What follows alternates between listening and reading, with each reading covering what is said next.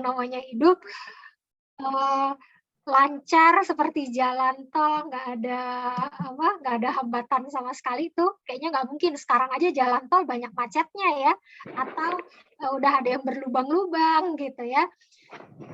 Begitulah hidup, jadi pasti akan ada hal-hal yang berubah yang kemudian menjadi stresor, sumber stres pada kita yang tentunya itu menuntut diri kita untuk menyesuaikan diri. Nah kan ini yang bikin stres kan itu ya, ada satu kondisi yang menuntut, yang berubah dari kehidupan kita, yang kemudian itu menuntut kita, diri kita tuh untuk melakukan adaptasi, penyesuaian diri atau adjustment ya terhadap perubahan itu. Itu tentunya pasti menimbulkan stres ya. Stres ini semua kalangan gitu ya, bahkan bukan cuma kita orang tua, bahkan anak-anak juga ya. Kalau misalnya mau ujian contohnya itu pasti stres.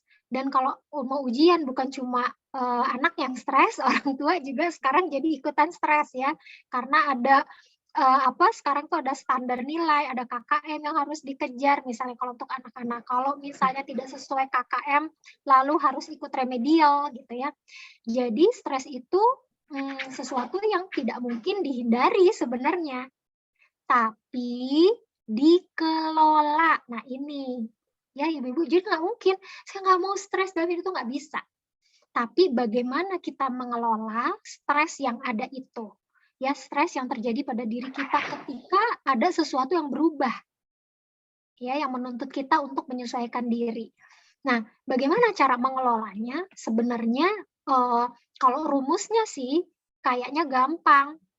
Dua nih. Yang pertama adalah atasi masalahnya, yang kedua stabilkan emosinya.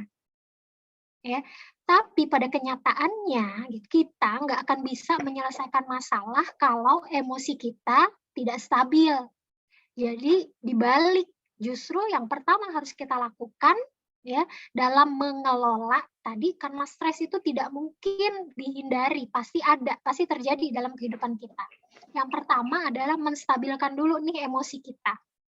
Karena kalau ada emosi yang intens, apapun itu bentuknya, ya ibu-ibu, baik yang kalau orang bilang itu positif ataupun negatif, itu biasanya akan membuat kita tuh berpikirnya tuh enggak rasional.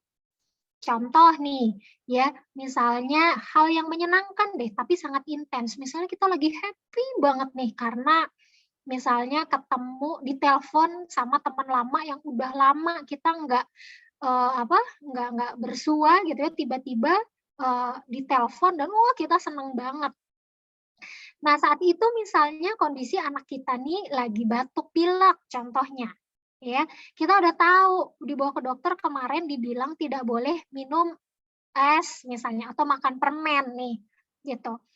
Nah ketika kita lagi seneng banget dapet telepon, tiba-tiba anak kita tuh ngerengek gitu ya, mama boleh nggak aku itu minta es krim yang ada di kulkas, ada di lemari es gitu. Karena kita lagi sangat senang gitu, ya udah gitu ya, sambil kita terus kelanjutin telepon. Nah begitu kita sadar setelah selesai, loh kok kamu makan es? Loh tadi kata mama boleh gitu ya. Nah ini satu contoh gitu ya. Jadi jangan kita mengambil keputusan ya ketika emosi kita tuh sedang sangat intens. Apapun itu, walaupun senang ya, ataupun kita lagi sedih, lagi kalut, lagi khawatir, lagi cemas, yang jelas yang pertama kali harus kita lakukan adalah stabilkan dulu emosi kita. Nah, gimana caranya menstabilkan emosi? Macam-macam ada tekniknya tuh ibu-ibu ya. Misalnya kita pause, kita melakukan jeda. Ya, caranya adalah bisa kita misalnya latihan pernafasan ya. Ibu-ibu nanti bisa deh searching di YouTube gitu ya, pernafasan misalnya pernafasan 4-4-4. Ada tuh tekniknya 4-4-4. Jadi tarik nafas ya lewat hidung 4, hitungannya 4, tahan 4, lalu keluarkan lewat mulut, hembuskan 4. Ya. Terus diulang sampai 3 kali. Atau ada juga yang namanya teknik pernafasan 4-7-8. Ibu bisa cari di YouTube. Atau misalnya dengan butterfly hug. Ya, jadi ibu-ibu peluk gitu ya sambil uh, tapping di badan kita gitu sampai kita tuh ngerasa kayak dipeluk ya, lalu dielus-elus sambil di-tap sampai kita merasakan kita tuh lebih nyaman, lebih tenang. Atau bisa juga kita misalnya berdoa, ya yang muslim misalnya kita bisa berzikir, kita istighfar gitu ya, kita bisa berwudu, ya, lalu kita tinggalkan arena itu ya, misalnya apa yang membuatnya lagi di kamar, kita keluar dari kamar, cari suasana yang lebih segar, misalnya ke halaman, kita lihat pemandangan gitu ya. Atau misalnya bisa yang muslim, bisa sholat sunnah, misalnya 2 rakaat gitu ya setelah wudhu. Nah itu biasanya emosi kita tuh akan lebih turun, turun, sampai akhirnya kita jadi lebih tenang. Kalau kita lebih tenang, itu biasanya ya, kita akan bisa berpikir lebih jernih untuk, mengatasi masalah langkah yang kedua, gitu ya. Nah, jadi itu aja sih, Ibu-ibu, singkatnya ya, gimana cara mengelola stres. Yang pertama, stabilkan dulu emosi kita, yang kedua, baru atasi masalahnya. Nah, dalam mengatasi masalah tentunya kalau misalnya itu tidak bisa kita tangani sendiri, sangat boleh kita meminta bantuan dari, orang-orang yang ada di sekitar kita ya, support system kita, bisa keluarga, bisa misalnya apakah itu terkait harus menghubungi orang yang profesional, misalnya apakah dokter, gitu ya, apakah psikolog misalnya, atau itu terkait dengan hal yang memang tidak kita mampu, maka carilah ahlinya. Sehingga kita bisa dapat masukan untuk mengatasi masalah tersebut. Begitu Ibu-ibu, singkatnya, mudah-mudahan jelas ya. Oke, Oke, alhamdulillah. baik. Terima kasih, Bu Iya, Fajri. iya Mbak Dwi. Lanjut ke pertanyaan selanjutnya itu dari Mbak Susi Handayani ya. Hmm? Ini pertanyaannya, saya penyintas mamae borderline piloides ya, sarkoma. Ya. Saya didiagnosis mama itu usia 18 tahun 2020 kemarin. Awalnya saya bisa menerima dan semangat banget buat sembuh. Operasi, kemoterapi, minum obat, ikut aturan-aturan dokter. Sampai akhirnya saya tuh udah pasrah kalau payudara saya harus diangkat satu yang sebelah kanan. Tapi qadarullah, alhamdulillah, dokter Anti memutuskan untuk mempertahankan payudara saya karena usia saya yang masih muda. Selama saya menjalani pengobatan cancer, melewati banyak hal kayak rambut rontok semua, alis saya juga hilang, jadi tambah gendut, pucat, akhirnya saya menarik diri dari banyak orang. Dan hanya keluarga terdekat saya yang tahu kondisi saya. Semua itu saya lewati dengan happy-happy aja. 1 tahun berlalu setelah mengobati 1 tahun berlalu setelah pengobatan selesai, saya kok malah jadi nggak percaya diri. Mikir aja gitu, Kak, usia saya masih muda, udah harus battle sama cancer. Payudara saya juga udah nggak sempurna. Terus tuh karena selama 1 tahun sakit, itu tidur saya cuma miring satu sisi. Terus wajah tuh jadi nggak simetris. Jadi makin berasa minder banget sama teman-teman saya lainnya. Apalagi jenis cancer saya ini tuh termasuk cukup jarang untuk usia saya. Jadi makin takut dan nggak percaya diri setiap ketemu sama teman-teman lain. Ya. Gitu, Bu Fajri. Jadi mungkin Iya, butuh motivasi ya Mbak Susi ini ya, iya kalau sepertinya ya. dari ceritanya. Ya, Iya Mbak Dwi, iya. Oke, Mbak Dwi terima silakan Ibu kasih. Fajri ya. Mbak Susi, Insya Allah ya. Hadir nggak ya Mbak Susinya? Iya, seperti yang kita tahu ya, ibu-ibu penyintas yang juga mungkin ada caregivers di sini yang disayang sama Tuhan ya, sama Allah. Memang cancer itu bukan penyakit yang mudah, ya bukan penyakit biasa, ya. Ini berat, apalagi ketika ini kanker payudara ya, yang sangat terkait dengan organ yang identik dengan identitas kita sebagai perempuan. gitu. Jadi, ketika memang, terdiagnosis, kanker payudara, pastinya itu bukan hal yang menyenangkan tentunya dan itu pasti berat, ya, buat siapapun, buat semua perempuan di dunia, ya dimanapun pasti akan merasa sangat berat ketika terdiagnosis kanker payudara. Ya, apalagi kalau kita lihat, tadi, Mbak Susi ini masih sangat muda ya, ibu-ibu masih 18 tahun. Luar biasanya, Mbak Susi ini sangat sangat semangat, bersemangat di awal-awal ya, bahkan sampai, eee, tuntas ya melakukan treatment, dari kanker payudara itu.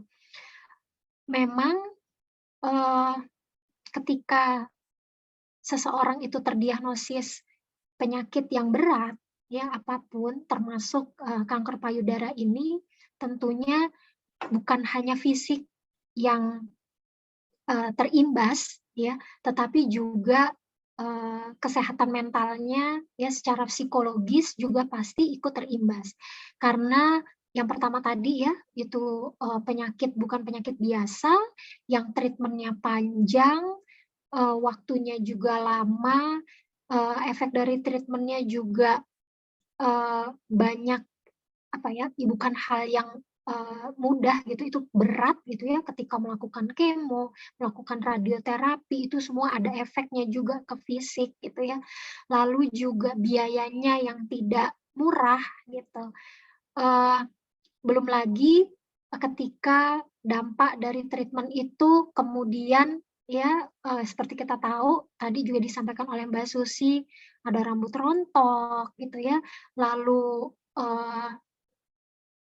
badan ya, berat badan bertambah gitu ya, kulit, kulit wajah, kulit, badan juga kemudian berubah gitu. Maka itu juga memberikan efek ya kepada, kondisi psikologis dari pasien. Jadi apa yang dirasakan oleh Mbak Susi itu sangat wajar ya, ketika merasa, kemudian malah setelah menjalani itu kemudian merasa nggak percaya diri gitu ya, merasa pada usia yang semuda ini harus fight ya, harus berjuang untuk, survive gitu, merasakan hal yang berat, maka itu hal yang sangat-sangat wajar ya. Eee, Apa yang harus, dilakukan oleh Mbak Susi kemudian ya, yang pertama, terima saja Mbak Susi, maksudnya perasaan itu, apapun itu, ya. Perasaan kita kalau tadi misalnya Mbak Susi ngerasa, nggak percaya diri gitu ya, terus berpikir, "Kok seberat ini pada usia muda, kok saya harus, struggling ya, harus berjuang," gitu ya, untuk hal yang tidak mudah. Terima saja perasaan itu. Apapun perasaan yang Mbak Susi rasakan atau ibu-ibu di sini juga merasakan ya dalam proses, pengobatan ini, maka itu adalah, valid semuanya. Semua itu nyata, perasaan itu ada dan ibu-ibu rasakan, ya termasuk Mbak Susi, ya. Nah, ketika kita sudah bisa menerima, ya menerima perasaan itu memang ada, maka, eee barulah kita akan berpindah ke step berikutnya. Karena nggak mungkin, kalau kita deny, kalau kita tolak rasa itu, misalnya enggak boleh gitu ya, aku nggak boleh sedih, aku nggak boleh apa, misalnya nggak boleh harus pokoknya aku harus percaya diri gitu ya. Eee, itu akan jauh lebih sulit ketika, dibanding ketika di awal kita terima dulu, "Kok sekarang aku merasa seperti ini ya?" Gitu, ya. Eee Kok aku sekarang ngerasa nggak percaya diri ya, kenapa ya? Nggak apa-apa ya, diterima saja. Nah, setelah kita terima, maka barulah kita akan, berproses tuh ya, lakukan self talk ya, lakukan dialog dengan diri kita sendiri ya. Eee, Satu hal yang, saya bisa sarankan kepada Mbak Susi juga kepada ibu-ibu semua gitu ya. Ketika kita mendapatkan hal yang berat ya, perasaan yang tidak nyaman itu, maka bisa gunakan mindset ya, cara pikir yang positif atau yang netral. Kalau positif susah, kadang-kadang susah lah ya, gimana kita mau mau punya berpikir lebih positif misalnya ketika memang kondisi kita tuh lagi nggak bagus, baik secara fisik kita melihat memang fisik kita ada perubahan gitu ya, lalu itu berefek pada psikologis kita, maka satu yang bisa kita pakai adalah cara pandang yang cenderung netral ya. Contohnya apa? Contohnya adalah bahwa misalnya ya, apalagi ketika kita punya grup ya, grup penyintas nih kan ada ya ibu-ibu, ada nih grupnya nih ya Mbak Dwi ya.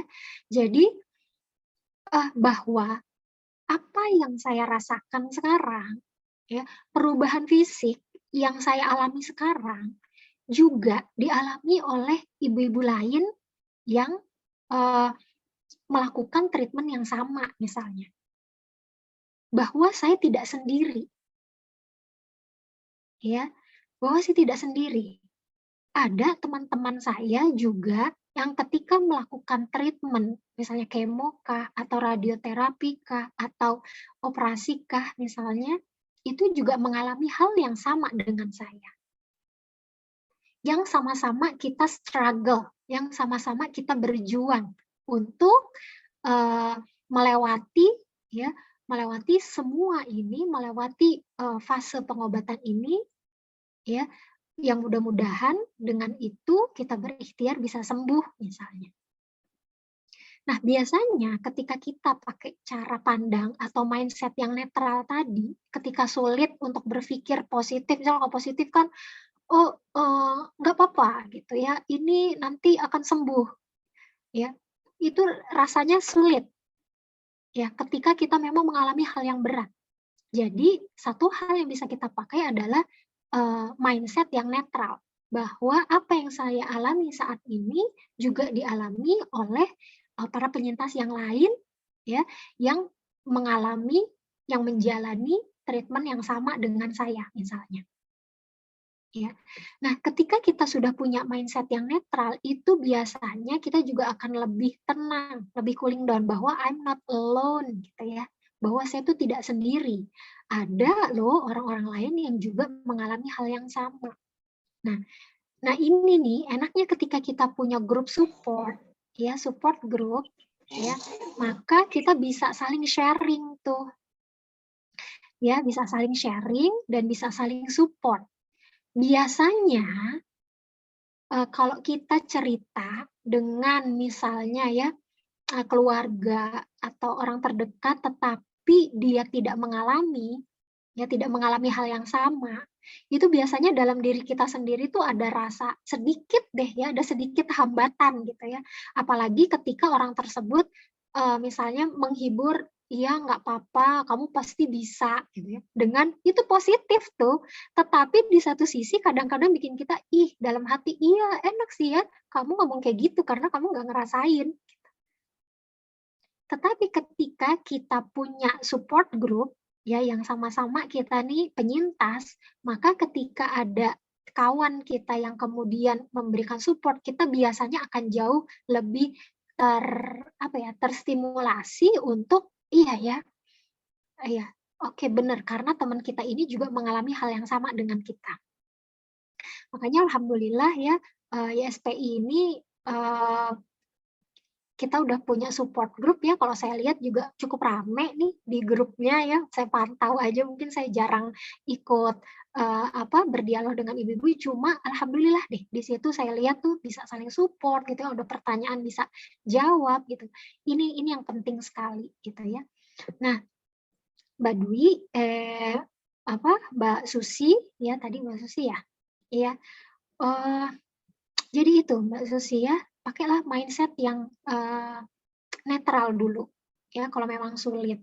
Dan untuk perasaan minder, ya perasaan mindernya, misalnya Mbak Susi sekarang ngerasa nggak nyaman dengan diri Mbak Susi, it's okay, terima dulu, ya.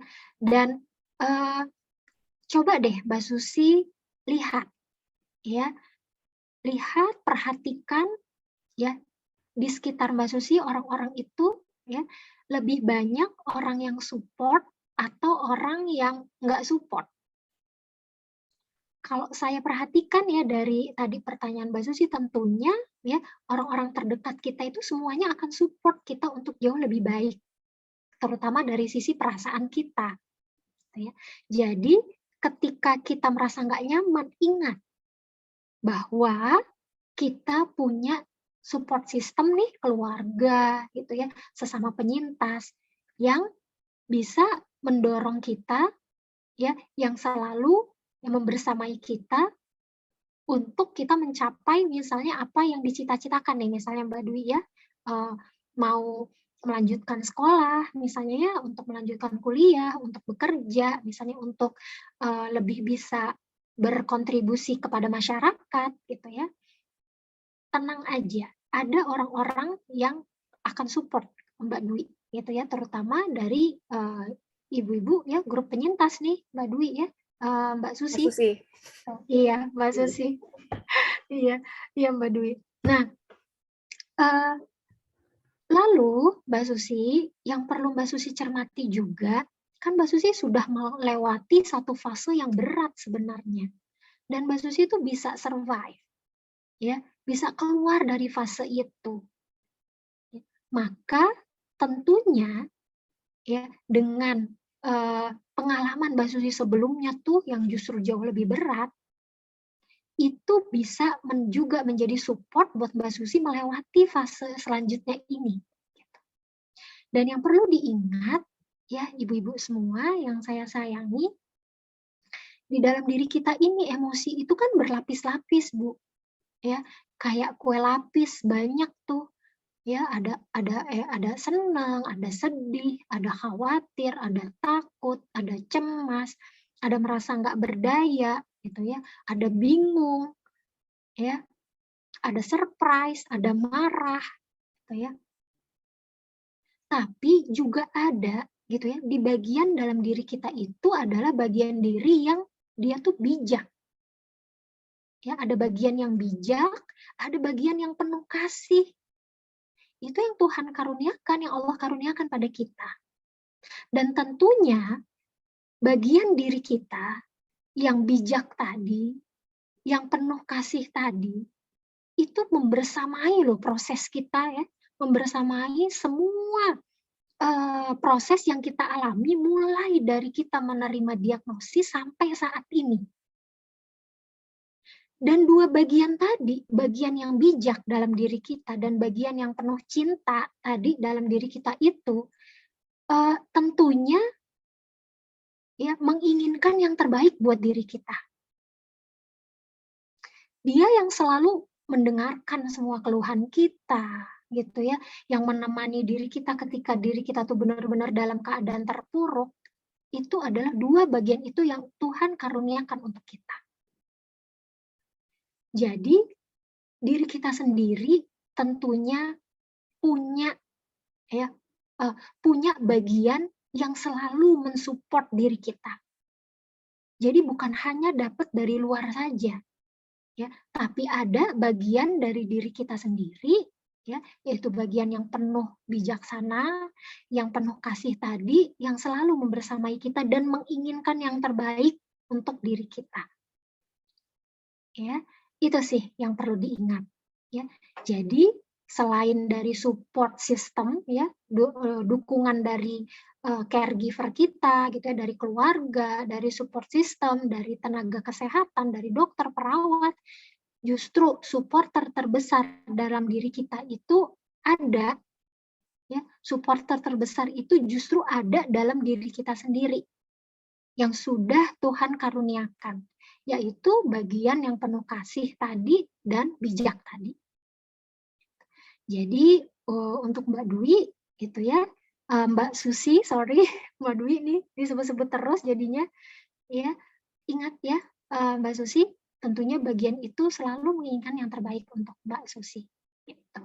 Jadi ajak dialog, gitu ya, ajak dialog, cari hikmah, ya, cari hikmah dari apa yang sudah dialami, sehingga mudah-mudahan dengan demikian Mbak Susi bisa memilih untuk bangkit dan berdaya, karena Masya Allah di usia Mbak Susi yang masih muda tentunya masih banyak ya kebaikan di luar yang bisa diraih, begitu.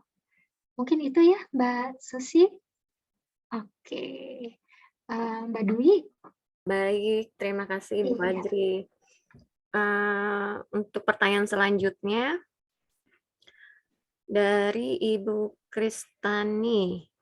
Bagaimana cara kita menghadapi dan menjalani kemoterapi yang notabene itu efeknya banyak, supaya kita bisa sabar, ikhlas, dan tetap berpikir positif bahwa semua itu harus kita jalani untuk kesembuhan kita sebagai pasien kanker. Mungkin jawabannya hampir sama kayak tadi ya, Bu? Atau emang Ibu mau menambahkan? Iya, Silakan. iya Mbak. Ya, Ibu. Iya, terima kasih Mbak Dwi. Ya. Iya, ibu-ibu, seperti kita tahu ya, mungkin ibu-ibu di sini semua juga mengalami ya bagaimana efek dari kemo ya, menjalaninya gitu ya. Belum lagi apalagi kalau misalnya banyak mitos nih gitu ya, ntar kalau kemo begini begini begini gitu ya. Jadi memang yang pertama itu adalah yang harus kita lakukan adalah mencari informasi yang sebenar-benarnya ya tentang semua treatment yang disarankan oleh dokter gitu ya. Jadi ketika konsul ya dengan dokter, jangan ragu untuk bertanya sedetil-detilnya sampai ibu-ibu betul-betul paham apa proses yang akan dijalani ya, lalu apa efeknya dan bagaimana cara untuk meminimalisir dari efek yang terjadi dari treatment yang dianjurkan tadi. Kalau di sini misalnya Bu Krisanti bertanya tentang kemoterapi gitu ya. Nah, secara psikologis memang ketika kita mendengar ya seperti tadi yang saya sampaikan ya, efeknya memang pastinya berat dan tidak menyenangkan, tidak membuat nyaman untuk tubuh kita. Maka itu tadi gunakan ya mindset yang netral ya, bahwa memang inilah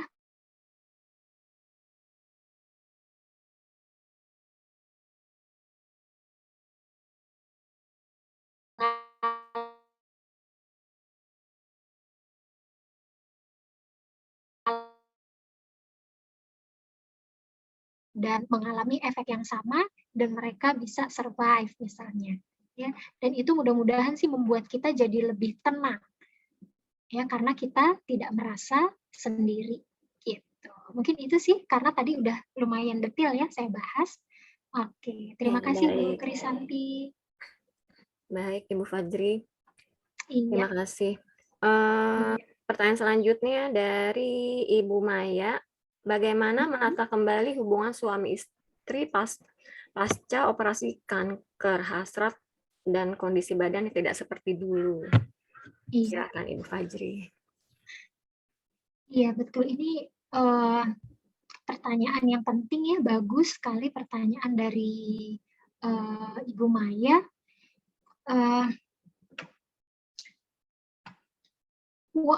Saya sempat tanya dengan Dokter Farida gitu ya, apakah memang betul-betul nantinya tuh akan berefek gitu ya. Mungkin memang iya di awal ya, karena ada rasa ya kan rasa sakit gitu ya dari efek-efek pengobatan atau treatment yang diterima. Tapi ketika itu sudah berlangsung selesai, justru kalau yang saya cermati adalah memang lebih ke masalah psikologis ibu-ibu. Jadi karena apa? Misalnya kita ngerasa nggak sempurna lagi, gitu ya. Kita nggak ngerasa seperti wanita seutuhnya, gitu ya. Yang kemudian akhirnya itu yang lebih mendominasi. Nah, perlu ibu-ibu ketahui bahwa hubungan seksual suami istri itu memang buat perempuan, ya perempuan manapun, ini bukan, saya bicara bukan hanya untuk ibu-ibu penyintas ya, yang tidak terdiagnosis kanker payudara pun atau yang tidak sakit pun, ya untuk perempuan hubungan seksual itu adalah pada emosi, pada perasaan. Ya, jadi ketika perasaan kita lagi nggak nyaman, maka itu akan mempengaruhi tuh. Kita juga nggak akan minat ya. Kita lagi stres, maka kita nggak akan minat tuh. Ya berhubungan seks dengan suami itu kita nggak akan minat.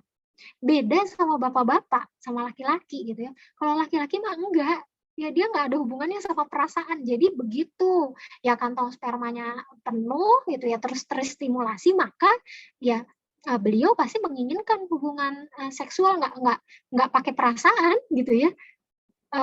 Justru malah kalau bapak-bapak itu dalam satu penelitian makin stres, maka makin pengen gitu ya, makin sering ingin melakukan hubungan seksual. Beda dengan perempuan. Jadi perempuan itu ketika stres, ya, ketika merasa nggak nyaman, ya, maka itu minatnya tuh hilang, gitu ya, untuk melakukan hubungan seksual. Karena itu yang perlu diperbaiki, ya, yang perlu dicermati oleh kita adalah gimana nih menata perasaan kita, ya, menata perasaan, menata emosi sehingga bisa lebih nyaman. Apa yang bisa Ibu lakukan? Banyak. Apa aja yang membuat Ibu bisa lebih nyaman? Ya tadi misalnya dengan kasih pause, kasih jeda gitu ya, dengan bercerita, misalnya ketika ada yang difikirkan gitu ya, kita cari teman untuk curhat, seperti itu. Atau misalnya kita melakukan hobi, ya melakukan hobi yang kita sukai, seperti itu yang kemudian membuat kita jadi lebih senang gitu ya, pikiran kita, perasaan kita jadi lebih nyaman, maka lakukan itu. Karena yang terimbas ya dari keinginan gitu ya, hasrat seksual perempuan itu adalah biasanya tuh hilang minat itu karena nggak nyaman tadi ya, karena stres tadi.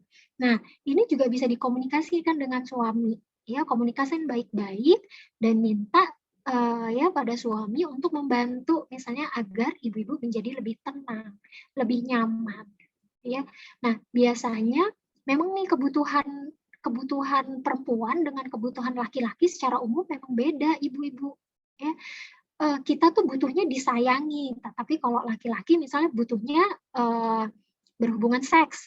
Nah, maka bisa disampaikan kepada suami gitu ya, sebelum melakukan hubungan seksual, tolong Pak misalnya ya, atau Ayah bikin saya nyaman dulu. Ya, misalnya dengan dielus atau dipeluk.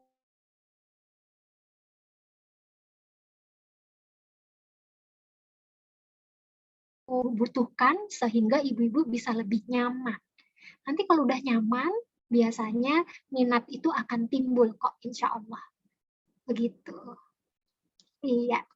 Terima kasih Bu Maya ya, Iya, pertanyaannya Ibu bagus. Maya. Oke. Oke, baik. Terima kasih Ibu Fajri untuk Iya. jawabannya. Lalu selanjutnya ini ada pertanyaan dari Ibu Retno. Katanya, mengapa pasien payudara sering tidak terbuka bahwa ia menderita sakit payudara?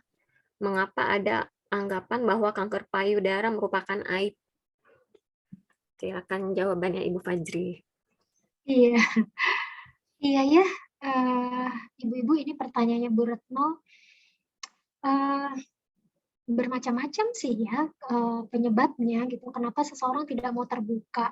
Ya kan seperti kita tahu ya, karena sakit kanker payudara ini bukan penyakit yang kayak apa ya, kayak penyakit flu biasa gitu ya, tetapi ini memang penyakit yang berat gitu ya, penyakit yang berat dan mungkin ada kekhawatiran dari para perempuan yang terdiagnosis kanker payudara ini ya, misalnya nanti bikin orang khawatir gitu ya, mitos-mitos yang sebenarnya harus dihindari ya, seperti misalnya kayak aib juga nih, padahal kanker payudara itu bukan aib ya, uh, ya ini sakit ya, bukan aib gitu. Kalau aib kan kalau melakukan melakukan perbuatan yang salah gitu ya, itu baru aib gitu. Tetapi ini kan enggak. Ya ini kalau misalnya kita lihat dari term agama aja, ini tuh bentuknya adalah misalnya ya ujian kah atau ladang amal soleh ya buat para penyintasnya begitu. Jadi kalau ditanya mengapa gitu ya mungkin itu karena takut dibilang aib gitu ya, takut mengkhawatirkan orang gitu ya, apalagi atau takut nantinya khawatir nantinya tidak lagi dianggap seperti perempuan yang seutuhnya seperti itu ya. Mungkin itu ya yang bisa saya sampaikan. Mungkin bisa nanti sharing nih dari ibu penyintas ya, kenapa kira-kira pasien itu tidak terbuka. Nah, yang parah ini adalah ketika dia menyimpan sendiri, banyak bahkan suaminya tuh nggak tahu. Ya, saya temui itu ada beberapa gitu ya, klien saya juga yang mengalami seperti itu. Suaminya kaget gitu ya, ternyata begitu ketahuan sudah stadiumnya sudah semakin parah ya. Padahal sebenarnya ketika itu dijalani bersama-sama, justru akan jauh lebih mudah ya, akan dapat support yang lebih banyak ketika kita menjelaskan gitu ya, kita terbuka dengan orang-orang yang terdekat kita gitu ya, terutama caregiver kita, karena ya tidak bisa dipungkiri kita pasti akan butuh support dari orang-orang terdekat kita. Begitu Bu Retno, Mbak Dwi. Baik, semoga terjawab ya Ibu Retno untuk pertanyaannya tadi. Selanjutnya itu ada pertanyaan dari Hajah Baik ya, Baik Endang Istiani. Bagaimana mengatasi gangguan cemas pada penderita kanker payudara? Iya. Bismillah, terima kasih Mbak Dwi. Ibu Hajah Baik, ini memang perasaan cemas gitu ya ketika seseorang itu terdiagnosis kanker payudara, sekali lagi itu adalah satu hal yang wajar ya, satu hal yang sangat wajar, satu hal yang sangat manusiawi gitu. Jadi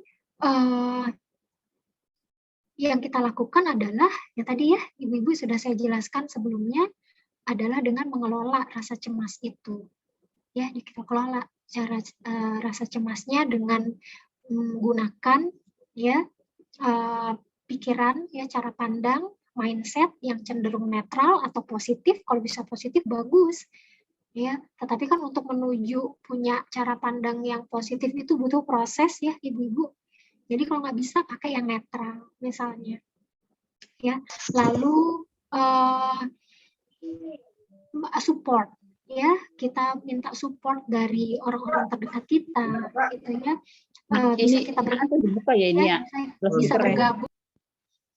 Ditutup.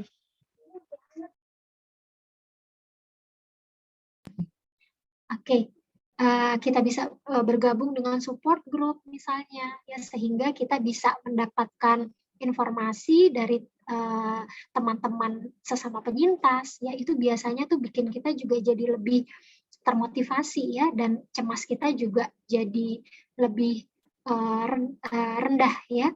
Dan yang paling penting adalah saat berkonsultasi dengan dokter, maka tanyakan sejelas mungkin gitu ya, sehingga apa yang membuat kita cemas ya, apakah treatmentnya ataukah apa, tanyakan dengan detail, secara detail, sehingga dokter bisa memberikan informasi yang valid ya, yang betul ya, sehingga mudah-mudahan biasanya ketika kita dapat informasi yang valid itu cemas kita juga semakin menurun ya. Efeknya apa, lalu apa yang bisa dilakukan, gimana untuk meminimalisirnya gitu ya, apakah misalnya ya soal makanan ya, soal obat yang bisa kita konsumsi misalnya untuk mereduce rasa sakitnya misalnya, seperti itu. Jadi silahkan ditanyakan kepada dokter ya, supaya kita benar-benar jelas gitu, dan minta support ya dari keluarga terdekat, dari sahabat, dari sesama penyintas,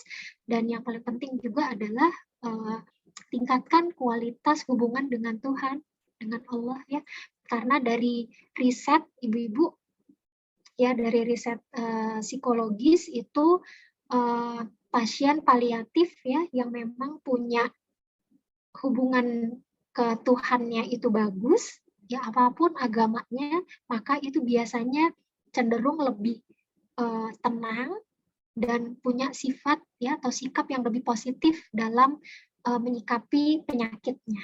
Begitu. Demikian Ibu-ibu, Mbak Dwi. Baik, terima kasih Ibu Fajri. Untuk pertanyaan selanjutnya ini dari Ibu Miselia. Pertanyaannya, bagaimana membangun dan memelihara sugesti positif bagi penyintas kanker? Iya. Ya, sebentar ya. Mungkin jawabannya juga sudah tadi disampaikan ya, Ibu Fajri. Mungkin ada tambahan dari Ibu Fajri. Iya, terima Silakan. kasih Mbak Dwi. Iya, betul. Seperti yang tadi ya Ibu-ibu, ya satu gunakan mindset yang netral. Kalau belum bisa yang positif, kalau udah bisa sampai yang positif bagus. Tapi kalau belum, ya pakai yang netral aja, gitu ya. Cari support ya dari keluarga terdekat, ya dari caregiver kita, dari para penyintas. Lalu tingkatkan kualitas ibadah, gitu ya. Lalu jalani hidup sehat, ya. Cari info yang betul-betul valid dari dokter yang menangani kita.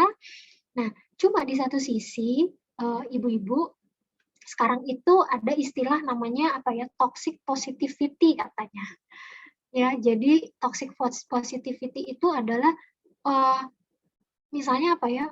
Iya, kamu pasti bisa melewati itu semua dengan baik. Kamu pasti nggak akan ngerasain sakit misalnya. Nah itu tuh iya sih kedengarannya iya bikin positif, tapi apakah kenyataannya begitu? Yang namanya ketika kita melakukan treatment gitu ya, melakukan treatment untuk penyakit, apalagi ini sakit yang memang berat ya, ibu-ibu pastinya akan ada rasa sakit ya, rasa sakit di badan, rasa sakit di perasaan kita gitu ya, yang ketika kita menerima diagnosis dan menjalani treatment yang begitu panjang, pasti kan juga berdampak kepada psikologis kita. Jadi hati-hati ya, hati-hati juga gitu, jangan sampai apa ya, misalnya ibu-ibu juga memberikan harapan yang dan tanda kutip harapan palsu gitu ya kepada misalnya sesama penyintas gitu. Nah, biar bagaimanapun ibu-ibu yang saya sayangi, gitu, ya Allah ya benar-benar kita juga tetap harus bersiap untuk kondisi terburuk sekalipun. Ya. Siapapun sebenarnya ya bukan hanya ibu-ibu yang terdiagnosis kanker payudara gitu ya, justru orang yang tidak misalnya tidak mengalami sakit apapun tentunya kan juga harus bersiap ya dengan hal terburuk dalam hidup gitu ya. Justru kalau saya cermati ibu-ibu ya yang saya salut dari ibu-ibu penyintas ya atau pasien-pasien paliatif itu ketika sudah sampai tahap menerima dengan lapang dada, dengan ikhlas gitu ya, justru saya melihat pandangan terhadap hidup itu jadi jauh lebih positif, ya, jauh lebih siap dengan kemungkinan apapun yang Tuhan inginkan, gitu. Dibanding gitu ya, mungkin orang yang kelihatannya sehat, segar, bugar. Karena apa? Karena ibu-ibu yang atau pasien paliatif itu sudah menjalani rangkaian treatment yang luar biasa, gitu ya. Daya survive-nya itu sudah jauh melampaui daripada orang-orang yang dibilang sehat, gitu. Ya, jadi kalau saya melihat ya jadi lebih positif terhadap hidup, memandang hidup itu jadi lebih bijak, gitu ya. Berusaha untuk lebih memberikan kontribusi sama terhadap lingkungan, ya, lalu terhadap orang-orang yang dicintai juga berusaha memberikan cinta karena kita tidak tahu lagi kapan misalnya ya bisa bertemu begini setiap hari dengan suami, misalnya dengan anak, misalnya dengan orang tua, gitu ya.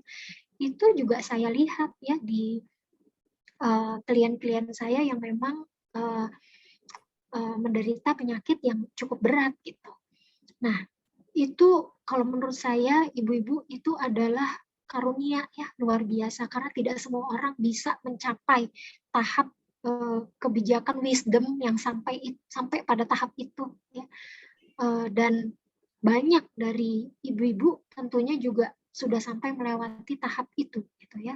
Nah, ini dia ya, sugesti positif boleh, tetapi tetaplah bersiap ya kita untuk kemungkinan yang terburuk sekalipun, tetap kita harus menyiapkan diri untuk itu. Begitu ibu-ibu, mohon maaf kalau ada kata-kata yang tidak berkenan.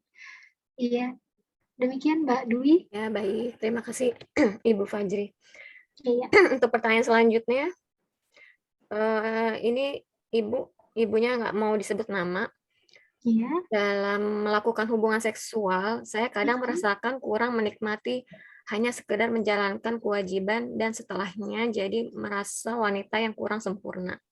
Apakah ini semua bisa dialami oleh penyintas apakah ini semua bisa dialami oleh semua penyintas? Bagaimana cara mengatasinya?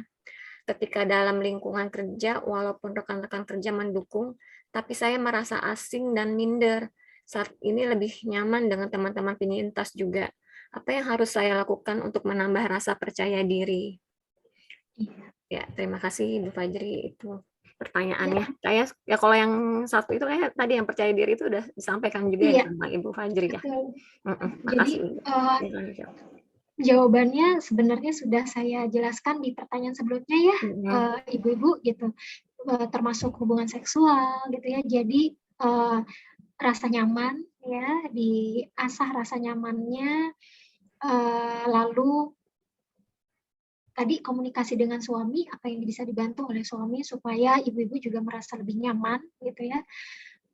Lalu pikiran tadi itu ya, misalnya merasa wanita yang kurang sempurna gitu ya, enggak Bu ya, sempurna tidak sempurna itu bukan dari fisik kok, dan perlu ibu-ibu ketahui bahwa kita manusia memang nggak sempurna ya, kita tuh jauh dari kesempurnaan gitu.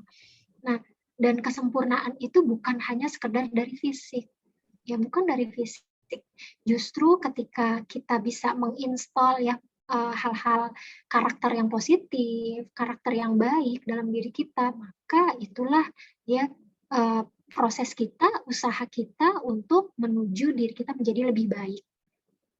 Ya, sempurna tuh bukan soal fisik ya. Betapa banyak saudara-saudara kita juga yang misalnya dilahirkan ya difabel gitu ya, tidak punya organ tubuh ya yang sempurna, tetapi kemudian bisa tumbuh dan berkembang dan bahkan bisa berprestasi.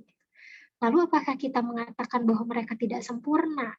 Kan tidak ya, karena memang pada dasarnya kita ini nggak sempurna.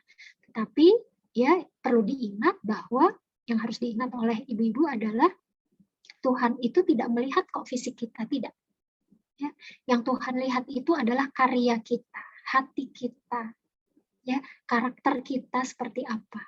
Jadi justru yang harus kita kembangkan, yang harus kita install sekarang nih dalam diri kita adalah gimana mempertahankan hal positif yang sudah ada dalam diri kita dan menambah terus ya karakter-karakter positif yang belum ada ya, sehingga kita ini nanti bisa jadi lebih baik dan bisa memberikan kontribusi yang juga baik untuk orang-orang yang ada di sekitar kita. Begitu. Ya. Nah, untuk di lingkungan kerja memang seperti saya sampaikan tadi ya, ibu-ibu, tentunya kita memang akan jauh lebih nyaman dengan orang-orang berada di lingkungan dengan orang-orang yang mengalami hal yang sama dengan kita. Ya, jadi ini wajar sekali ketika kita nyaman dengan teman-teman sesama penyintas, misalnya, gitu ya. Tetapi bukan berarti, gitu ya, kita tidak bisa nyaman juga loh dengan orang-orang di luar teman-teman penyintas, gitu ya. Tinggal gimana nih tadi mindset kita, ya perasaan kita dibikin nyaman, gitu ya. Apalagi ketika kita punya rekan kerja yang support, ya berproses saja pelan-pelan Bu, ya, walaupun sekarang nggak nyaman, pelan-pelan gitu ya, cari mindset yang lebih baik gitu ya, sehingga lama-lama by proses, by time gitu ya, dengan waktu ibu bisa menjadi lebih nyaman juga dengan teman-teman kerja begitu. Iya, terima kasih Ibu. Baik, terima kasih Ibu Fajri untuk penjelasannya. Lanjut ke pertanyaan selanjutnya, itu dari Ibu Rizky Hudayana. Ini ada 2 pertanyaan Bu Fajri. Yang pertama itu, Ibu Fajri, saya wanita single parent sudah 20 tahun. Anak saya 2. Yang besar perempuan sudah lulus kuliah SPSI dan sudah bekerja meskipun belum tercapai cita-citanya ambil S2 psikologi klinis. Anak yang kedua laki-laki terpaksa tidak bisa melanjutkan kuliahnya di teknik penerbangan karena saya tidak lagi bekerja sejak pertama terdiagnosa kanker di tahun 2017 hingga sekarang. Saat ini sudah masuk stadium 4. Saya gelisah dengan keadaan anak saya. Bisakah saya menemani mereka mendampingi sampai mereka sukses? Secara finansial saat ini saya sangat lemah, bahkan minus. Saya sering gelisah untuk hal ini. Dukungan saudara ada untuk makan saya saja. Yang kedua, pola hidup yang bagaimana yang ideal untuk saya yang sudah stadium akhir. Bagaimana saya menghadapi hari-hari tua saya? Saya masih punya semangat untuk sembuh dan sehat. Keadaan finansial yang drop yang membuat saya sulit tidur jika sudah terbangun di tengah malam. Pertanyaan sulit tidur ini juga banyak ya Bu Fajri. Ada beberapa juga yang masuk ke kita. Gitu. Mungkin bisa langsung sekalian dijawab juga Ibu Fajri. Ya, silakan Ibu Fajri. Terima kasih Mbak Dwi. Iya, Bu Nana, Masya Allah ya, luar biasa Bu Nana ini struggle-nya. Kita bantu doa ya ibu-ibu, semoga Bu Nana bisa melewati semua proses ini dengan baik gitu ya, dan Tuhan gitu ya, dan Allah kasih ketenangan, juga kemudahan dan kekuatan untuk Bu Nana dalam menjalani pengobatan ya ibu-ibu. Ibu-ibu yang saya sayangi, yang saya cintai, kita tidak bisa mengontrol hal yang ada di luar diri kita. Kita nggak bisa. Ya, bagaimana misalnya perlakuan orang, misalnya terhadap kita, gitu ya, ataukah pendapat orang lain, gitu ya, ataukah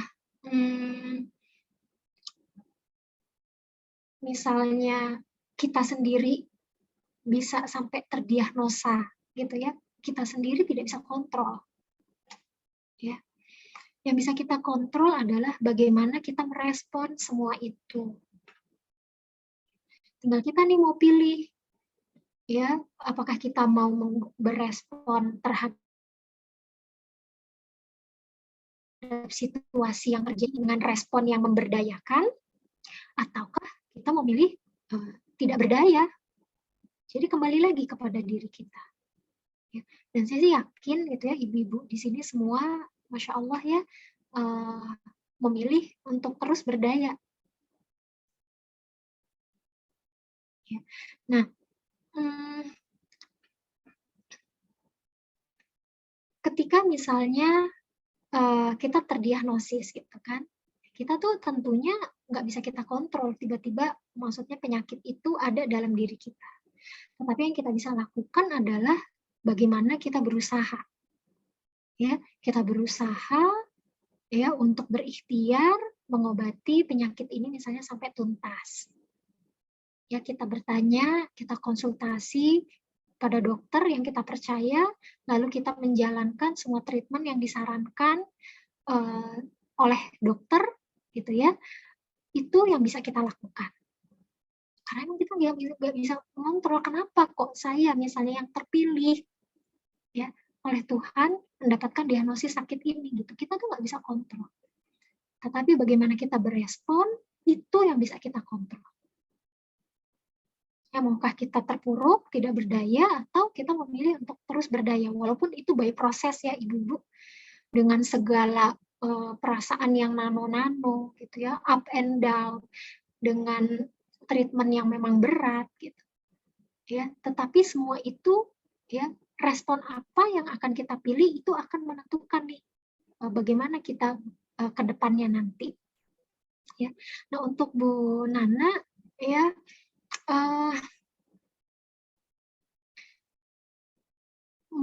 mendampingi anak-anak sampai sukses ya, ini apakah sampai kapan kita tidak bisa kontrol, Bu? Kita tidak tahu ya. Kita semua sudah punya catatan tersendiri dari Tuhan gitu ya, kapan kita berpulang ya. Tetapi yang bisa kita lakukan adalah kita fokus pada saat ini. Saat ini kita masih ada bersama keluarga kita, bersama suami misalnya, kalau ibu-ibu ya yang masih ada suami, atau dengan anak-anak, maka optimalkan betul-betul kualitas ya komunikasi, interaksi, hubungan kita dengan anak-anak itu dioptimalkan. Ya, karena kita nggak bisa tahu sampai kapan kita bisa mendampingi. Jadi fokus pada saat ini. Fokus pada apa yang kita lakukan saat ini.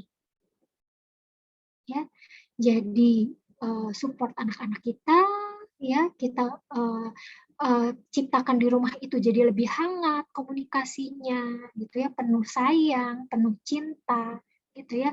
Lalu mendoakan, ini yang penting, ya. Kita bantu doa, apalagi doa ibu itu sama Tuhan tidak ada batas, tidak ada hijab kalau bahasa Arabnya tuh ya, atau tidak ada apa ya Bu? Ya itu tidak ada batasnya ya. Tuhan pasti dengar, sangat mendengarkan doa seorang ibu. Jadi doakan anak-anak kita ya, mungkin itu Bu Nana ya, untuk anak-anak agar Tuhan berikan jalan ya untuk mencapai sukses mereka di kemudian hari. Nah, untuk menghadapi hari tua, ini alhamdulillah nih ibu-ibu ya, kita salut nih sama Bu Nana, kita apresiasi karena punya semangat untuk sembuh dan sehat. Maka pupuk terus Bu, ya semangat untuk sembuh itu, semangat untuk sehat itu. Ya, terus bertanya, konsultasi kepada dokter, ya, lakukan treatment sesuai apa yang dokter sarankan, gitu ya. Dekatkan diri kepada Tuhan, lalu tingkatkan hubungan tadi, kualitas hubungan dengan anak-anak, ya, sehingga mudah-mudahan hari-hari itu jadi lebih nyaman dirasakan oleh Bu Nana, ya, day by day, dan fokus pada apa yang Bu Nana lakukan pada hari ini, gitu, ya. Sulit tidur, ibu-ibu memang ya, rasa sakit itu kan membuat kita jadi sulit tidur ya, satu hal yang sangat wajar sekali lagi. Yang bisa dilakukan adalah yang pertama, ibu-ibu bisa bertanya ya saat konsultasi dengan dokter apa yang dialami gitu ya. Ini kenapa ya Dok, kok saya sulit tidur gitu ya. Ceritakan apa yang terjadi, apakah itu karena rasa sakitkah gitu ya, atau memang hanya kecemasan gitu ya yang membuat ibu-ibu tidak bisa tidur gitu ya, sehingga mungkin dokter punya alternatif secara medis apa yang bisa diberikan gitu ya, atau apakah bentuknya suplemen gitu ya, atau misalnya makanan atau minuman yang harus dihindari, itu mungkin ada dari sisi medis. Kalau secara psikologis ibu-ibu ya, yang pertama kalau yang bisa kita lakukan supaya kita bisa tidur itu adalah dengan membuat tempat ruangan tidur kita tuh kondusif untuk tidur ya. Jadi kayak HP, ibu-ibu jangan bawa tidur ya, jadi HP itu dimatikan ya, taruh ya dimatikan gitu ya, atau suaranya di silent ya, betul-betul ditinggalkan deh ini nih HP ya. Di kamar juga jangan ada TV begitu ibu-ibu ya. Jadi benar-benar kamar itu digunakan memang untuk tidur ya. Lalu misalnya dari spraynya, ibu-ibu cari spray yang nyaman ya, yang dari bahan yang nyaman, sehingga ibu-ibu tuh juga enak ya ketika bertemu dengan kulit, ya. Lalu mungkin aroma kamar, ibu-ibu bisa cari misalnya aromaterapi yang membuat ibu-ibu jadi lebih tenang. Lalu pencahayaannya juga diatur, ya. Kalau tidak terbiasa gelap, kasih yang temaram, gitu ya Bu. Jadi jangan terlalu terang, karena kalau terang itu di mata walaupun kita merem, itu tetap tuh sinarnya tuh masih bisa terlihat oleh kita, gitu ya. Jadi lampunya tuh yang remang, begitu ya. Nah, ibu-ibu bisa sebelum tidur misalnya mandi dengan air hangat supaya otot-ototnya juga rileks, gitu ya. Atau misalnya sama suami atau sama anak minta dipijit gitu ya Bu, dipijit atau dioleskan yang hangat, bisa minyak kayu putih atau apa di bagian belakang tubuh misalnya ya, sehingga ibu-ibu merasa lebih rileks, ototnya lebih nyaman. Nah, lalu kalau misalnya itu memang karena ada rasa cemas ya, cemas yang berlebih. Nah, latihan nafas 4-7-8 itu di tengah ya Ibu, berdasarkan riset itu sangat membantu ketika kita mengalami sulit tidur. Ya, jadi Ibu boleh deh cari nanti di YouTube videonya ya. Jadi itu tuh ya pernafasan 4-7-8 itu hitungan Bu, 4 ya. Jadi tarik nafas lewat hidung. Hitung 1, 2, 3, 4 ya. Lalu 7 tahan. Tahannya 7. Ya, 1, 2, 3, 4, 5, 6, 7. Setelah itu dihembuskan lewat mulut, Bu.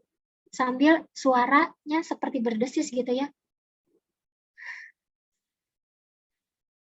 Pelan-pelan. Hitungannya sampai 8. Ya, lakukan itu satu set tuh 3 kali. Ya, lakukan itu kalau 3 kali satu set itu masih belum cukup, lakukan lagi. Ya, kalau belum cukup, lakukan lagi. Jadi latihan nafas. Dan itu biasanya akan membantu jadi lebih tenang dan kita lebih enak untuk tidur. Ya. Lalu yang bisa ibu-ibu lakukan juga adalah ya ini nih, meninggalkan gitu ya, kalaupun ada pikiran yang datang, kecemasan yang datang gitu ya Bu, ya misalnya ibu-ibu bisa berdoa sama Allah ya, sama Tuhan gitu ya.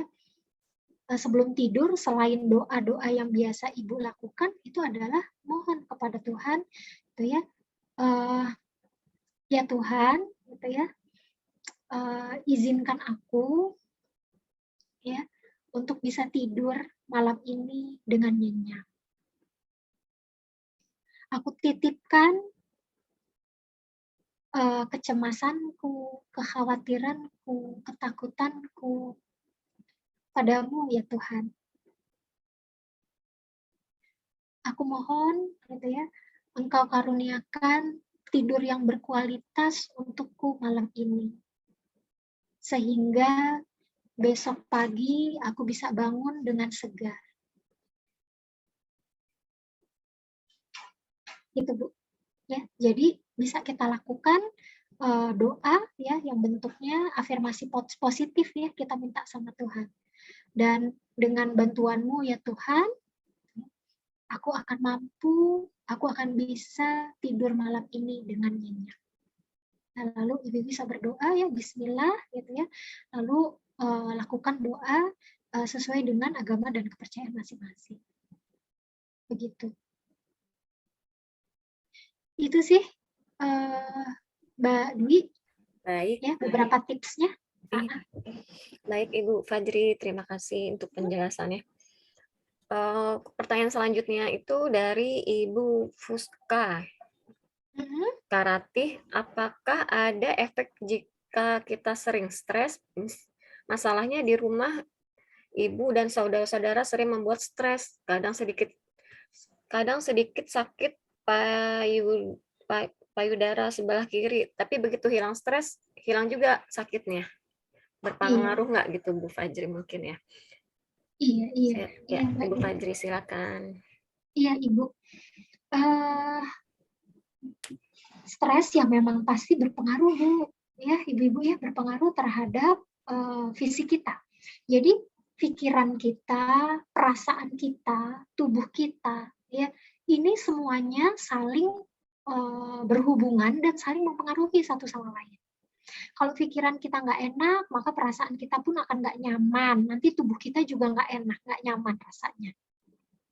Ya, banyak sekali sebenarnya apa ya, tanda atau apa ya, kayak alarm gitu ya dari tubuh kita sebenarnya ketika kita tuh stres, ya. Ya misalnya kita jadi deg-degan, tadi itu kita nggak bisa tidur, kita nggak fokus, pola makan yang berubah gitu ya, otot-otot kita tegang, ya, wajah kita juga cenderung ke bawah gitu ya, aura apa, tampaknya gitu ya lebih ke bawah, nggak bukan senyum gitu. Jadi banyak sekali alarm yang sebenarnya tubuh kita udah kasih ketika kita stres gitu ya. Dan tentunya secara kalau kalau dari sisi medis gitu ya, ketika kita stres itu ada hormon stres yang keluar, yaitu namanya kortisol gitu ya.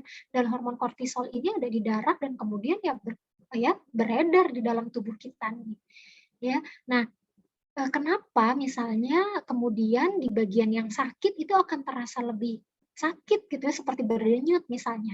Nah, itu sebenarnya sign ya dari tubuh kita bahwa oh, ini loh, stres kita ini ternyata juga mempengaruhi bagian tubuh kita yang sakit. Ya, jadi memang sangat berpengaruh. Jadi coba deh ibu-ibu ya, kalau saya pernah ya di pertemuan sebelumnya saya ajarkan jeda ya. Jadi ibu-ibu cari posisi yang nyaman gitu ya. Cari posisi yang nyaman, bisa senderan, boleh berbaring gitu ya. Lalu tarik nafas ya, latihan nafas boleh tadi 4-4-4, boleh 4-7-8. Nah, kalau sudah rileks, baru ibu pejamkan mata gitu ya, lakukan misalnya sambil itu pegang bagian yang sakit ya, ibu elus gitu ya, lalu sambil berdoa ya, berdoa sama Allah gitu ya, sama Tuhan ya, lalu kita mengucapkan terima kasih karena kita sudah dikasih alarm ya, sehingga tubuh kita merasakan sakit gitu ya. Lalu kita minta maaf ya, kita minta maaf kepada Tuhan, juga kepada bagian tubuh kita yang sakit gitu ya. Karena apa? Karena kita ini nih ya, kita punya stres gitu ya, sehingga kemudian mempengaruhi lagi nih bagian tubuh kita yang sakit tadi begitu ya. Itu biasanya nanti kalau kita udah jeda sambil kita sambil berdoa, nanti kalau kita sudah merasa lebih nyaman, kita siap, baru kita selesai gitu ya, selesaikan, buka matanya dan ucapkan ya alhamdulillah gitu ya untuk yang muslim, atau kita terima kasih kepada Tuhan begitu. Karena memang iya, stres tuh akan berpengaruh ya kepada tubuh kita, terutama ke bagian tubuh kita yang sakit. Jadi Ibu kelola ya stresnya ya, insya Allah. Oke, gitu Mbak Dwi. Ya, baik. Terima kasih Ibu Fajri untuk Iya, jawabannya. Pertanyaan selanjutnya dari Ibu Tita. Bagaimana cara untuk menyalurkan emosi dengan benar saat sedih? iya. Iya Ibu Tita. Bu Tita, emosi yang kita rasakan apapun itu, ya seperti tadi saya sampaikan, termasuk sedih, itu nyata adanya kita rasakan. Jadi terima aja. Jadi terima, oh saya lagi sedih ya. Ya, jadi saya ini lagi sedih ya. Oke, sedih. Nah, lalu kita self talk tuh bisa ya, kita lakukan self talk itu, kita dialog dengan diri kita sendiri ya. Apa ya yang membuat kita sedih ya? Hal apa sih sebenarnya yang diinginkan dari si sedih ini ada dalam diri kita? Apa hikmah dari rasa sedih ini untuk diri kita? Ya, itu Bu. Jadi ketika kita tahu ya, apa hikmah dari rasa sedih itu, ya, maka biasanya kita akan jauh menjadi lebih tenang. Jadi jangan langsung bilang jangan sedih, gak boleh sedih, harus kuat, nggak kayak gitu. Ya itu akan membuat kita tambah sulit menerima. Jadi terima aja sedih kita, sedihnya kenapa gitu ya. Sambil mungkin kita bisa sambil elus diri kita, oh, lagi sedih, sedihnya gini loh, ya Bu. Jadi kayak dialog dengan diri sendiri. Ya apa yang kamu inginkan ya, sedih kok datang nih sekarang.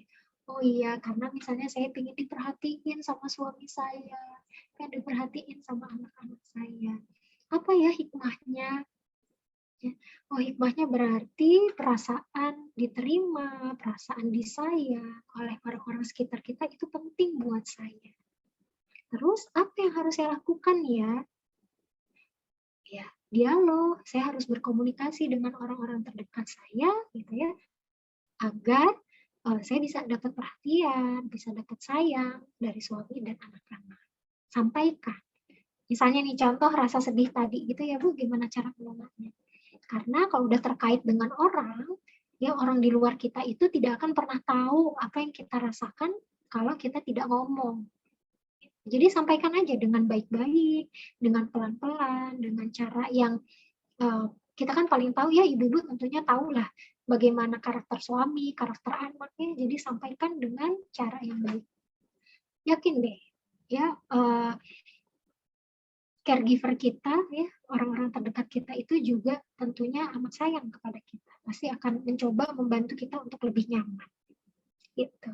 Nah, setelah kita merasa tenang, rasa sedih kita sudah turun, emosi kita udah stabil, baru deh kita bisa berpikir, oh iya ya banyak loh yang masih bisa saya lakukan, ya kebaikan yang banyak ya di luar diri kita tuh masih banyak loh yang bisa kita lakukan untuk membuat kita jadi lebih berdaya, lebih bisa ngasih kontribusi untuk orang-orang terdekat kita misalnya. Itu Bu. Oke. Itu Mbak Dwi. Ya, baik. Terima kasih Ibu Fajri. Iya.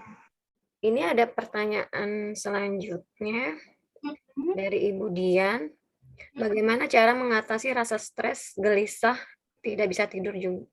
Tidak bisa tidur juga, ini sama seperti tadi kayaknya. Iya, sama Setiap deh, menghadapi kayaknya. jadwal evaluasi setengah tahunan. Takut sesuatu yang tidak diinginkan terjadi lagi. Karena setiap mau evaluasi hal itu terjadi pada saya. Saya survivor 2 tahun yang lalu. Seperti itu Ibu Fajri.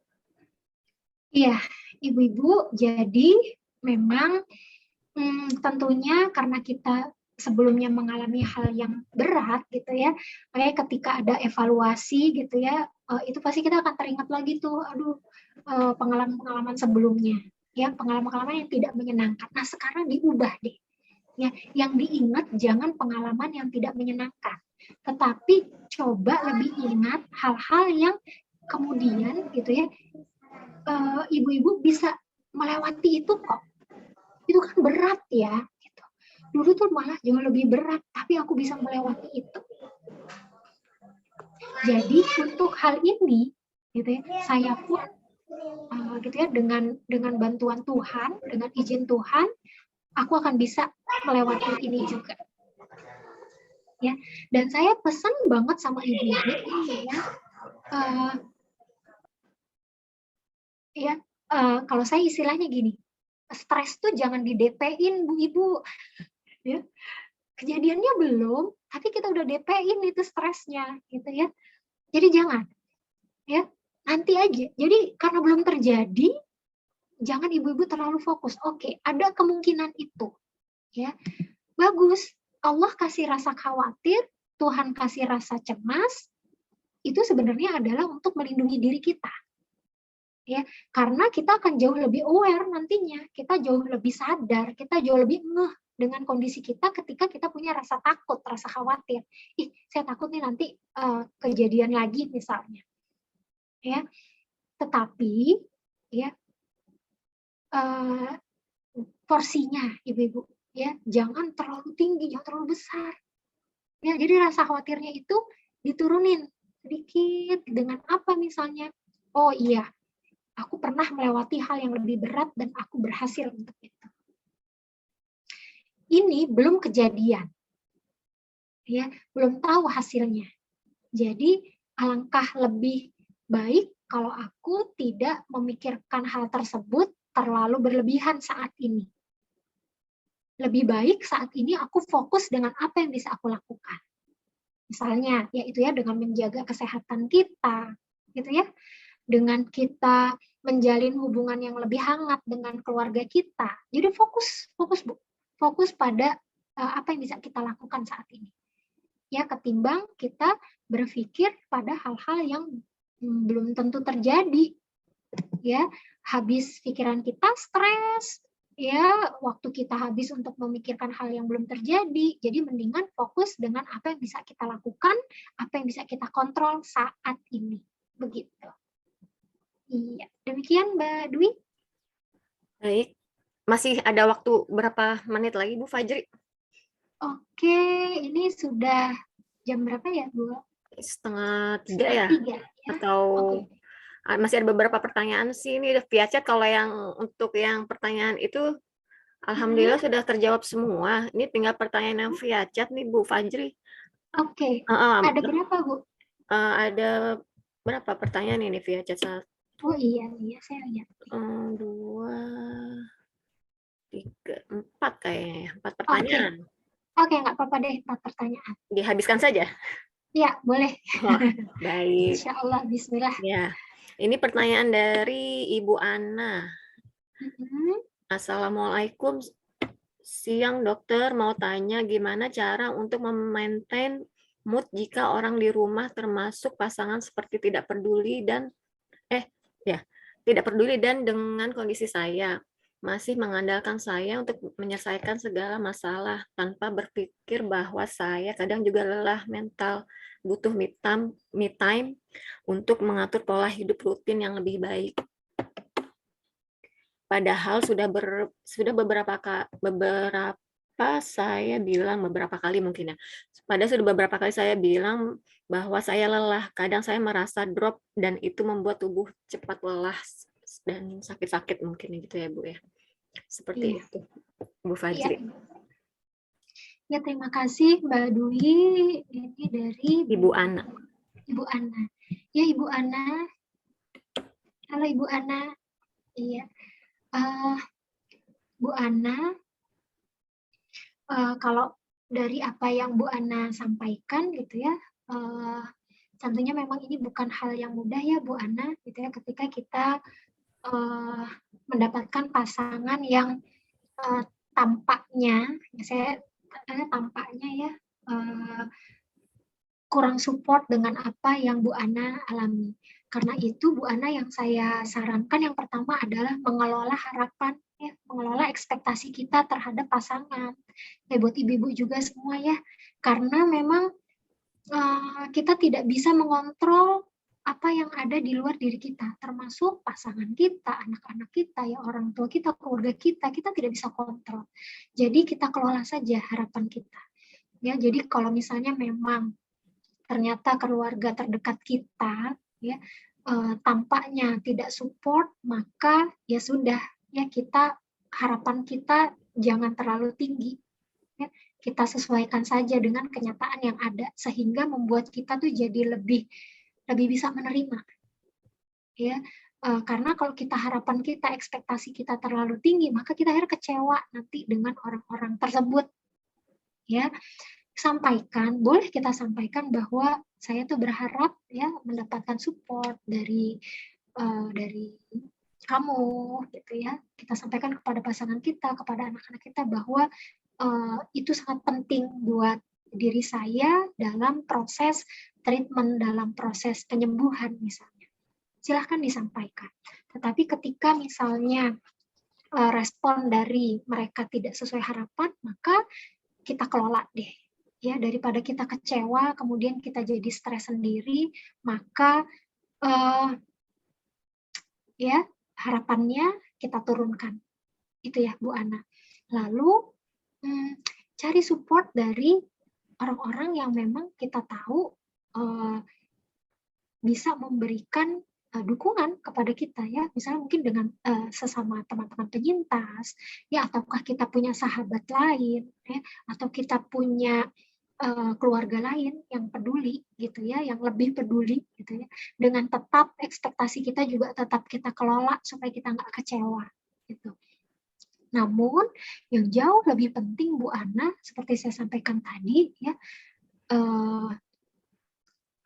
diri kita ini ya, dari sekian banyak bagian dalam diri kita, dari sekian banyak emosi, perasaan yang Tuhan karuniakan dalam diri kita, ya, ada bagian dalam diri kita tuh yang penuh cinta, ya, penuh kasih, dan bijaksana. Dan bagian itulah yang Tuhan karuniakan itu yang selalu menginginkan yang terbaik dalam untuk diri kita. Jadi dia itulah supporter utama kita. Ya. Mereka itulah ya yang memberikan dukungan yang luar biasa terhadap diri kita. Jadi Tuhan tuh menciptakan diri kita tuh luar biasa, Ibu-ibu, ya, sangat cerdas. Sampai sel sekalipun itu sangat cerdas. Ya, bagaimana bisa merespon ya apa yang terjadi dalam tubuh kita nih. Ya, termasuk emosi kita. Ya, emosi-emosi kita itu diciptakan oleh Tuhan itu untuk kebaikan diri kita. Ya, dan bagian yang bijaksana, bagian yang penuh cinta dan kasih itu adalah bagian terbaik yang Tuhan berikan untuk kita.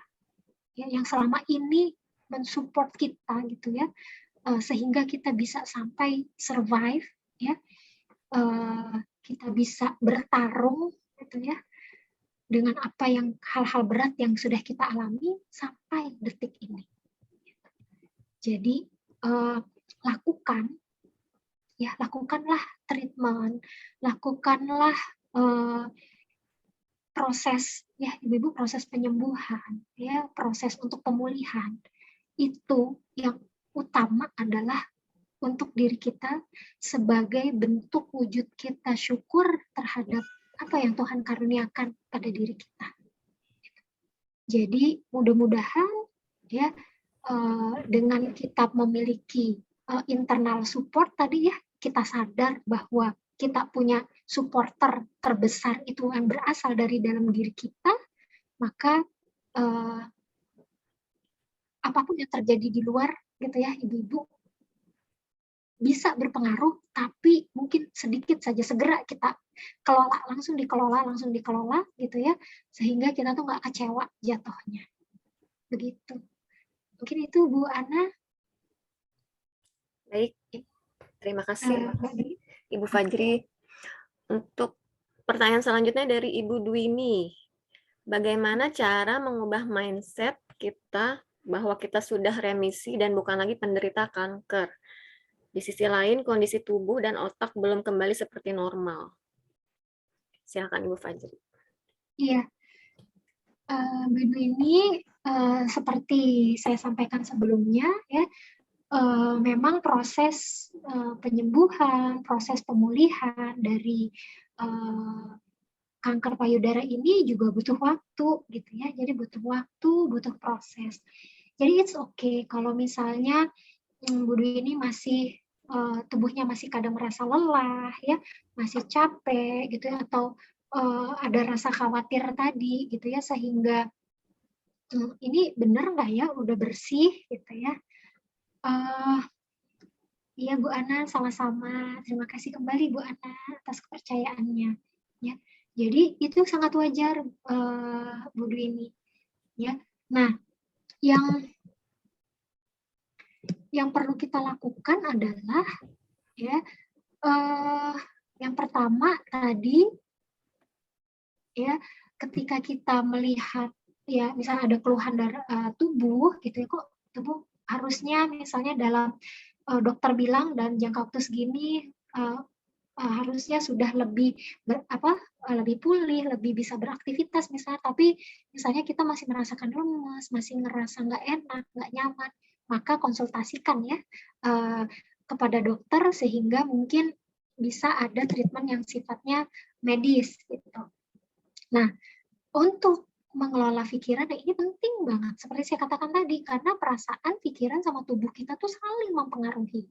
Ya, jadi yang bisa dilakukan adalah kalau misalnya Bu Dwi ini belum bisa misalnya sampai saya ini udah remisi, saya ini udah bukan lagi penderita, itu misalnya masih butuh proses sampai ke situ, maka gunakanlah tadi mindset yang netral. Misalnya apa? Oh, alhamdulillah saya sudah menuntaskan sekian banyak treatment yang dokter sarankan kepada saya. Ya, dan dari pemeriksaan gitu ya, dari bukti lab, dari bukti misalnya apa graf atau segala macam ya, dari bukti-bukti medis gitu ya, rekam medisnya terlihat bahwa saya sudah remisi gitu. Jadi lihat ya, dilihat bukti nyatanya. Nah, itu biasanya ketika kita melihat hasil pemeriksaan yang memang menunjukkan ya bahwa sudah remisi gitu ya Bu Dwi ini, maka itu akan membuat kita dari pikiran tadi, oh iya kita sudah remisi, maka perasaan kita pun akan jauh lebih tenang. Ya, apalagi ketika kita menyadari kita sudah melewati treatment sekian banyak. Ya, dan sekarang saya sudah sampai tahap misalnya yaitu tadi pemulihan, ya sudah remisi, jadi yuk pelan-pelan gitu ya dengan gaya hidup yang lebih sehat, mudah-mudahan nanti kondisi tubuhnya juga bisa menyesuaikan, begitu. Jadi jalanin aja, by proses, dinikmati prosesnya, insya Allah. Begitu Bu Dwi ini, Mbak Dwi. Baik, terima kasih Ibu Fajri. Semoga terjawab ya Ibu Dwi ini pertanyaannya. Selanjutnya ini dari Ibu Retno Dwi. Assalamualaikum Bu Fajri, bagaimana cara mengatasi overthinking dan kesulitan tidur? Seperti tadi sudah dijawab, mungkin Ibu Fajri mau menambahkan lagi. Silakan Ibu Fajri. Iya. Iya, sepertinya cukup ya. Sudah ya tadi ya. Untuk overthinking itu aja Bu. Pokoknya jangan di-DP-in Bu Retno stresnya. Ingat, fokus pada apa yang kita lakukan dan kita alami saat ini. Ya, karena waktu yang kita miliki itu sekarang. Besok kita belum tahu gimana, makanya just enjoy, nikmati hari ini. Gitu. Itu kalau kita bisa fokus dengan hari ini, dengan apa yang kita kerjakan, kita betul-betul nikmati, ya mindful, hadir semua nih, badan, ya, pikiran, kita hadir ketika kita melakukan sesuatu, itu biasanya kita akan lebih rilis, ya, kekhawatiran itu akan turun. Jadi kita menikmati hidup ini ya, dengan orang-orang yang ada di sekeliling kita, begitu Bu. Baik. Terima kasih Ibu Fajri. Ini ada pertanyaan sepertinya kayak ditujukan untuk Dokter Farida ya. Oh iya betul ini. Ya, ini untuk konsultasi onkologis. Tapi saya akan tetap catat ya Ibu. Siapa ini Ibu Susi ya? Ibu Susi A ya. Ibu Susi A katanya ini. Tetap akan saya catat ya Ibu. Nanti untuk ini pertanyaan nanti akan saya sampaikan di acara sesi konseling onkologi bersama Dokter Farida. Ya. Lanjut aja yang untuk pertanyaan ke Ibu Fajri ini ada yang terakhir nih Ibu sepertinya dari Ibu Hajah Asih CISC Bengkulu. Itu pertanyaannya, apa yang harus dilakukan oleh penyintas yang stres karena obat rutin putus atau lama kosong dan dia berada di luar daerah? Terima kasih. Dari Ibu Hajah Asih nih, Bu Fajri. Iya, Bu Hajah Asih. Iya, ini memang pastinya ketika di luar daerah gitu ya, lalu obatnya susah untuk didapat, tentunya ini jadi stresor juga ya, jadi sumber stres untuk Bu Hajah Asih. Yang bisa dilakukan ada gini Bu, yang jelas mungkin harus di-manage waktunya Bu Hajah Asih. Jadi jangan begitu obat itu habis baru gitu ya membeli atau menghubungi dokter. Jadi kalau bisa seperti apa ya, kita minta sama dokter juga ya ketika misalnya konsultasi itu persediaan untuk sekian lama, dan mungkin 1 bulan sebelumnya gitu ya kita sudah mencoba untuk mencari obat tersebut misalnya manage dari usaha. Lalu yang jelas untuk managing stresnya, untuk mengelola stresnya, ya Ibu harus dikelola seperti pengaruh nih kepada tubuh kita gitu ya. Tenangkan diri, pokoknya cooling down gitu ya, cari aktivitas yang bisa membuat Bu Haja Asih jadi lebih nyaman gitu ya. Sementara sambil diupayakan bagaimana mendapatkan obat tersebut gitu ya, dan mudah-mudahan ya Bu ya, saya bantu doa bisa mendapat obat dan tidak terlalu lama jangka waktu putus obatnya ya Ibu. Bismillah. Iya, demikian Mbak Dwi. Ya, baik. Terima kasih Dr. Fajri. Alhamdulillah nih semua pertanyaan udah terjawab sama Ibu Fajri semua. Ya. Alhamdulillah. Alhamdulillah sudah tidak ada pertanyaan lagi. Terima kasih Ibu Fajri atas waktunya untuk konsultasi online psikologinya. Ini ada informasi ini perubahan jadwal Ibu-ibu. Jadi untuk konsultasi onkologi bersama Dr. Farida itu ada perubahan jadwal, dimajukan. Jadi tidak jadi tanggal 12 Desember karena kesibukan Dr. Farida. Jadi dimajukan di tanggal hari Rabu. Di tanggal 8 Desember jam 13 sampai jam 15. Nanti untuk linknya nanti saya share via WA konsultasi via WA kuesioner. Nanti akan saya bagikan lagi untuk linknya. Terima kasih Ibu-ibu, Dr. Fajri, Ibu Fajri, terima kasih waktunya telah menyempatkan waktu.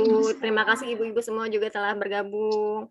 Ibu-ibu, ini konsultasi free terakhir bersama psikolog ya, karena nggak ada lagi untuk sesi-sesi selanjutnya. Masih ada sih satu sesi lagi, itu konsultasi onkologi bersama Dr. Farida, seperti itu. Ya, baik. Mbak Dwi, terakhir Ibu-ibu kita kasih hadiah yuk untuk diri kita kali ini. Boleh. Lalu diri kita, Masya Allah, yang sudah mendampingi kita. Boleh, ini kali ya Ibu-ibu boleh dibuka videonya gitu kali ya Bu Fajri ya? Boleh ya, kalau berkenan silahkan. Iya, jika berkenan kalau mau, tapi kalau tidak berkenan juga tidak apa-apa. Iya, ayo mari. Ada hadiah ini dari Ibu Fajri ya Bu. Kita kasih hadiah untuk diri kita sendiri. Untuk diri kita sendiri ya. Baik. Masya Allah. Ini tubuh kita ini sudah mendampingi kita luar biasa ya. Allah kasih nikmat yang luar biasa. Kita sayangi dia Bu, kita tanya kabarnya ya, kita pupuk gitu ya. Sampaikan terima kasih ya, untuk tubuh kita yang sudah berjuang luar biasa sampai saat ini. Kita terima kasih juga kepada Tuhan. Terima kasih ya Tuhan untuk segalanya ya, dan semoga ibu-ibu tetap termotivasi untuk berdaya dan bisa memberikan kontribusi untuk orang-orang yang dicintai, dan juga tentunya saya berdoa semoga Tuhan memberikan kesehatan untuk kita semua ya ibu-ibu ya. Amin. Amin ya Allah. Baik. Terima kasih Ibu Fajri, Ibu-ibu semuanya. Kita tutup aja ya Ibu. Iya. Terima kasih ya Ibu. Iya, terima kasih semuanya. Assalamualaikum. Selamat Assalamualaikum. Terima kasih Ibu-ibu. Terima kasih Ibu Fajri. Terima kasih Ibu Fajri. Sama-sama Ibu-ibu. Waalaikumsalam. Assalamualaikum. Waalaikumsalam.